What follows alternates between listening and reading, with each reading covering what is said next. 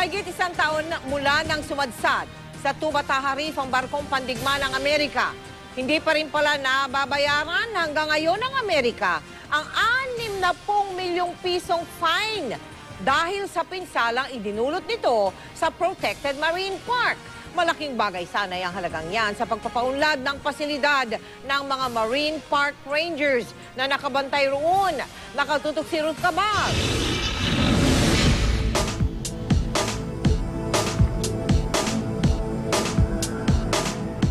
Hindi nagpahuli ang Tubataha Reefs Natural Park sa Cagayancillo, Palawan na mapabilib ang mga turistang diver sa pagtatapos ng 3 buwang dive season sa naturang World Heritage Site.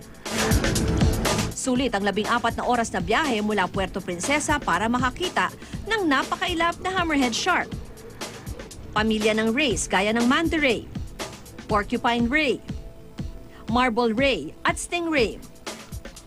Mayroon ding barakuda, naglalakihang mameng, at nurse shark. Hindi siyempre mawawala ang iba't ibang klase ng reef sharks na kaliwat ka ng maiispatan sa lugar. Mayaman din ang Tubataha sa pawikan at iba't ibang klase ng school of fish. At ngayong tapos na ang dive season, nakaantabay na ang mga Marine Park Rangers na siyang nagbabantay rito. Imba kami ng mga tubig na nagagamit namin dito dahil wala kami tubig pang gamitin dito. Yan ang ginagawa namin talaga.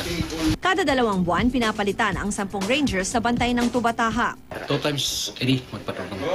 May mga nakakalagpas pa ba sa territorial lines natin? Basta pumasok dito, inaprahin namin. Ang problema, kada 3 oras lang nila nagagamit ang solar-powered radar signal na siyang sumasagap ng impormasyon hinggil sa mga dumadaang sasakyang pandagat sa lugar. Ito naman diferensya sa radar namin kasi konti na naman yung sika na naman diferensya. No? Ngayong Agosto, inaasahang sisimula ng paggawa sa mas modernong ranger station ng Tubataha. Naglaan ng 40 million pesos ang Tourism Infrastructure and Enterprise Zone Authority o TIEZA para sa proyektong ito. Enero noong nakaraang taon, sumadsad ang barko ng US Navy na USS Guardian sa Tubataha. Pero hanggang ngayon, hindi pa nababayaran ng Amerika ang kabuang fine na 60 million pesos. Ruth Cabal, Nakatutok, 24 Oras.